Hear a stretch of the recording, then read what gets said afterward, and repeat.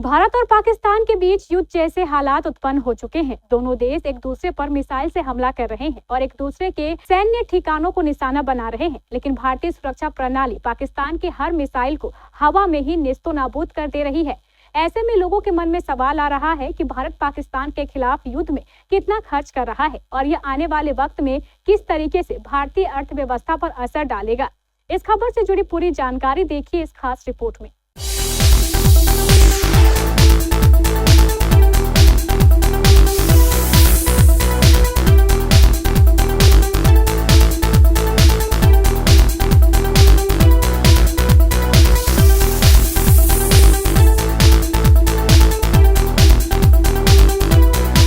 पहलगाम आतंकी हमले के बाद भारत और पाकिस्तान के बीच तनाव बढ़ गया है। प्रधानमंत्री मोदी ने मंगलवार को एक उच्च स्तरीय सुरक्षा बैठक की अध्यक्षता की।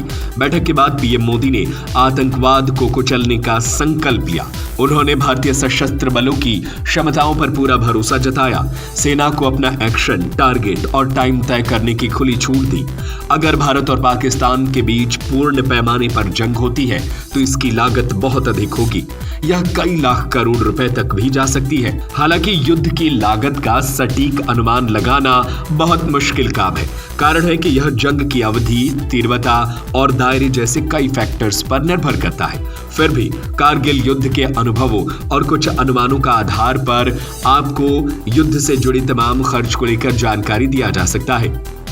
अलग अलग सोर्सेज के अनुसार साल 1999 के कारगिल युद्ध की भारत के लिए अनुमानित लागत 5,000 करोड़ रुपए से लेकर 10,000 करोड़ रुपए के बीच थी। यह उस समय के संदर्भ में यह एक बहुत बड़ी रकम थी। इसमें सैन्य अभियान, गोला बारूद, रसद, सैनिकों का वेतन और अन्य संबंधित खर्च शामिल थे। भारतीय वायुसेना के हवाई हमलों का अनुमानित खर्च लगभग 2,000 करोड़ रुपए था। सेना के दैनिक ऑपरेशंस का खर्च लगभग 10 से 15 करोड़ रुपए था। वहीं इस बार ये दावा किया जा रहा है कि भारत प्रतिदिन युद्ध में 2,000 करोड़ रुपए खर्च कर रहा है। यह अनुमानित लागत है जो युद्ध की अवधि, प्रकार और तीव्रता के आधार पर भिन्न हो सकती है।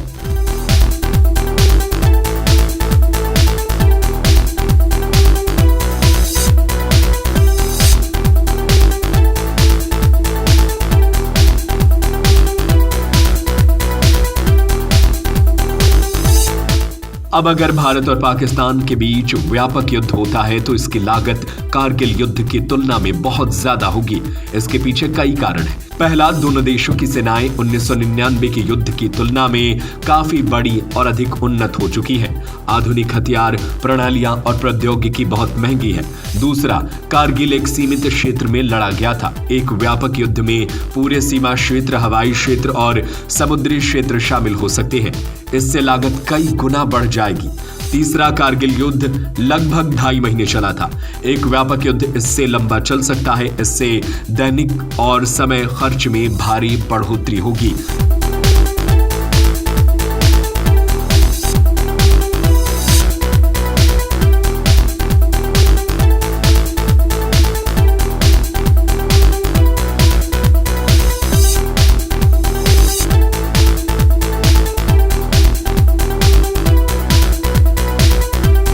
तो कारगिल युद्ध सिर्फ कारगिल वाले इलाके में लड़ा गया था, लेकिन मौजूदा युद्ध कश्मीर से लेकर के राजस्थान के जैसलमेर तक में लड़ा जा रहा है।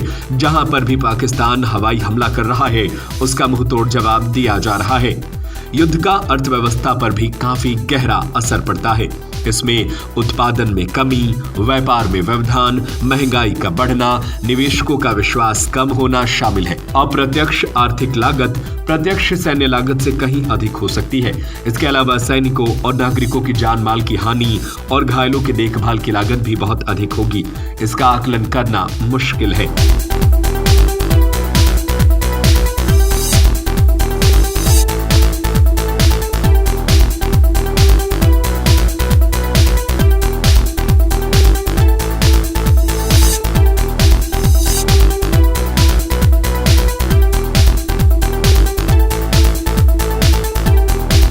एक हालिया रिपोर्ट के अनुसार अगर भारत और पाकिस्तान के बीच 4 सप्ताह तक पारंपरिक युद्ध होता है तो भारत को 750 अरब डॉलर यानी भारतीय रुपए की बात करें तो 62 लाख करोड़ रुपए तक का आर्थिक नुकसान हो सकता है। यह आंकड़ा युद्ध के कारण होने वाली व्यापक आर्थिक क्षति को ध्यान में रखता है, न कि केवल सैन्य खर्च को।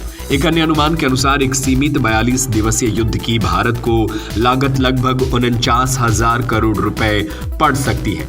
यानी युद्ध की लागत जो है वो सैन्य क्षमता, इसके अलावा कितने मोर्चों पर लड़ा जा रहा है, इन तमाम बातों पर निर्भर करता है। कैसी लगी आपको ये जानकारी? हमें अपनी राय कमेंट करके जरूर बताएं।